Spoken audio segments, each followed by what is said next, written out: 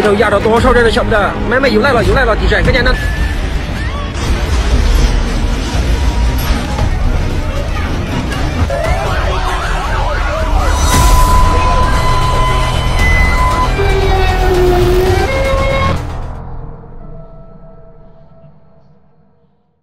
Magandang araw Luzon, Visayas, Mindanao. Bayan, nagpapatuloy po ang pagsagip sa mga biktima ng 7.7 magnitude na lindol sa Myanmar. Higit 1,000 na ang naitalang patay habang patuloy pang tumataas ang bilang ng mga nasawi.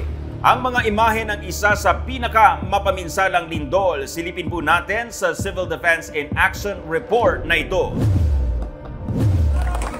Palakpakan ng mga rescuer na mahugot mula sa guho ng isang apartment building sa Myanmar. Ang 30 taong gulang na si Pai Lay Kaing nayakapan ng kanyang asawa bago dinala sa ospital. Ito ang mga imahe sa Myanmar. Nakikipaghabulan kay kamatayan at nagkukumahog ang mga rescuer na mailigtas sa mga natabunan ng mga gusali matapos yanigin ng Central Myanmar ng lindol na may 7.7 magnitude at lalim na 10 kilometro batay sa United States Geological Survey. Ang sentro ng lindol ay nasa 17.2 kilometers mula sa lungsod ng Mandalay, ang pangalawa sa pinakamalaking lungsod ng Myanmar. Ang tahanan ng Mandalay Royal Palace, mga makasaysayang templo, historical landmarks, kabahayan, apartment buildings at mga tulay pati sa Kapitolyo ng Naypyidaw.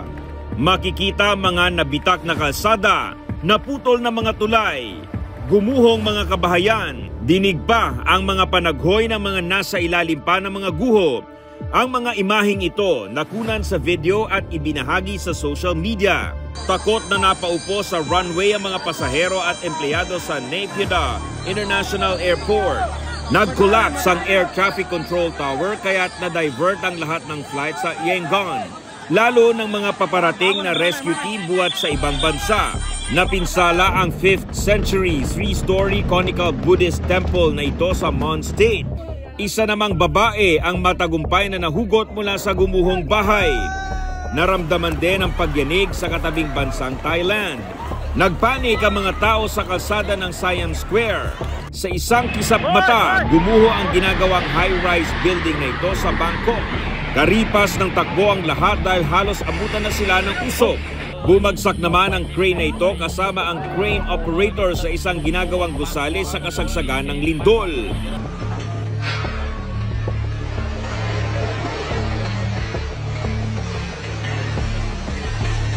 Kita sa mukha ng mga tao na tila nag-mass exodus sa kalsada ng Bangkok.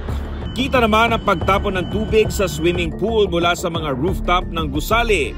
Nakuna naman ang video ng mga bakasyonista ang umaalon na tubig sa swimming pool sa rooftop. Sumayaw ang chandelier, umano ng tubig sa swimming pool na ito. May ibang naramdaman ang pagyanig habang nagsiswimming sa kanilang hotel. Naputol naman ang connecting bridge sa pagsayaw ng dalawang high-rise building na ito. Nagsayawan ang mga ilaw sa cafeteria na ito. Naglaglagan din ang mga ceiling panel. Hindi na rin nagawang magbihis ng lalaking ito sa pagmamadaling umalis ng gusali. Standstill ang mga sasakyan sa Bangkok, 2 oras matapos ang lindol. Umalingaw-ngaw ang sirena, hindi rin gumagalaw ang trapiko sa Sukhumvit. Tumempo naman sa isang live program ng isang TV station na mangyari ang lindol. Itinigil ang programa at nag-dock, cover and hold ang mga anchor at guest. Pabilisan ng mga construction workers sa paglikas mula sa gusali. Ipinakita ng turistang ito ang pinsala ng lindol sa kanyang tinutuluyang hotel. Nabitak ang mga pader at kisame sa kanyang palapag. Sa hotel naman ng isa pang turista, kita rin na nagkabitak-bitak din ang mga pader.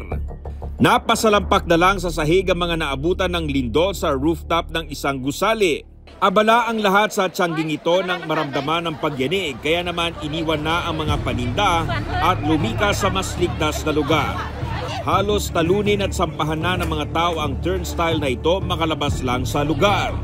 Sa 82nd floor ng Biok Sky Hotel, nagsayawan ang mga estante ng isang restaurant doon. Pabilisan din ang paglabas sa mga tao na ito na naipit sa loob ng mall. Matsagang naglakad na lang ang mga tao dahil tukod ang trapiko at wala nang masakyan. Pero sa gitna ng kaguluhan, takot at pangamba, nanaig pa rin ang pagiging makatao ng ilan. Eksena itong nakuna ng CCTV habang lumilikas sa mga residente ng isang gusali sa Bangkok.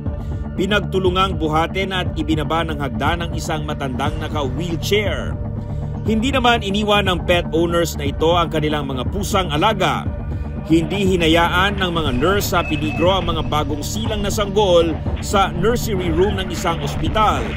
Hindi halos magkasa ang mga kamay nila para pigilan sa paggalaw ang mga crib hanggang matapos ang pinaka mapanganib na sandali.